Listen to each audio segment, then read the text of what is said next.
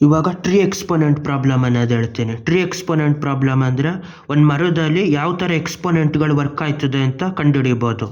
ಈಗ ಈ ಮರದಲ್ಲಿ ಏನಾಯ್ತು, 5 ದೊಡ್ಡ ದೊಡ್ಡ ಕೊಂಬೆಗಳಾಯ್ತು. ಅದರಲ್ಲಿ 5 ಮತ್ತೆ ಚಿಕ್ಕ ಚಿಕ್ಕ ಕೊಂಬೆಗಳಾಯ್ತು. ಇದರಲ್ಲಿ 5 ಚಿಕ್ಕ ಚಿಕ್ಕ ಕೊಂಬೆ ಇದ್ರೆ ಅದು ಡಿವೈಡ್ ಆಗಿ ಮತ್ತೆ 5 ದೊಡ್ಡ ದೊಡ್ಡ ಕಡ್ಡಿಗಳಾಯ್ತು. ಆ ಒಂದೊಂದು ಕಡ್ಡಿಯಲ್ಲಿ 5 ಚಿಕ್ಕ ಚಿಕ್ಕ ಕಡ್ಡಿಗಳಾಯ್ತು. ಆಮೇಲೆ ಒಂದೊಂದು ಚಿಕ್ಕ ಕಡ್ಡಿಲಿ 5 ಎಲೆಗಳಾಯ್ತು. ಈಗ ಟೋಟಲ್ ಆಗಿ ಎಷ್ಟು ಎಲೆಗಳೈತೆ ಅನ್ನೋದು ಕಂಡುಹಿಡಿಬೇಕು.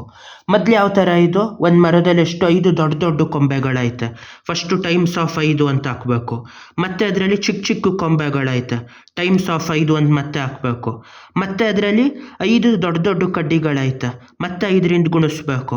ಮತ್ತೆ ಅದನ್ನು ಚಿಕ್ಕ ಚಿಕ್ಕ ಕಡ್ಡಿಗಳು 5 ಇರೋದ್ರಿಂದ ಮತ್ತೆ 5ರಿಂದ ಗುಣಿಸ್ಬಿಟ್ಟು ಒಂದೊಂದು ಚಿಕ್ಕ ಚಿಕ್ಕ ಕಡ್ಡಿಲಿ ಮತ್ತೆ 5 ಎಲೆಗಳೈತೆ, ಟೈಮ್ಸ್ ಆಫ್ 5 ಅಂತ ಹಾಕಬೇಕು. ಅಲ್ಲಿಗೆ ಎಷ್ಟಾಯ್ತು ಇಲ್ಲಿ ಎಲೆಗಳು ಅಂದರೆ 5 ಟೈಮ್ಸ್ ಆಫ್ 5 ಟೈಮ್ಸ್ ಆಫ್ 5, ಈ ಥರ 5 ಸತಿ ಗುಣಿಸೋದಾಯಿತು. ಇದನ್ನು ಇನ್ನೊಂದು ಅರ್ಥದಲ್ಲಿ ಬರೆಯೋದಾದರೆ ಎಷ್ಟು, ಇದ್ರದ್ದು 5 ಪವರ್ ಆಫ್ 5 ಅಂತ. ಇಷ್ಟು ಇಡೀ ಮರದ ಎಲೆಗಳನ್ನ ಸಿಂಪಲ್ ನಂಬರಲ್ಲಿ 5 ಪವರ್ ಆಫ್ 5 ಅಂತ ಬರಿಬೋದು.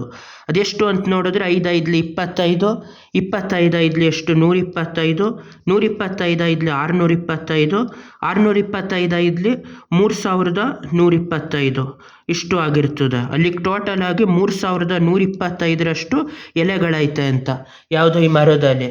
ಅದೇ ಈ ಟ್ರೀ ಎಕ್ಸ್ಪೋನೆಂಟ್ ಪ್ರಾಬ್ಲಮ್ ಅಂದರೆ. ಬಾಯ್.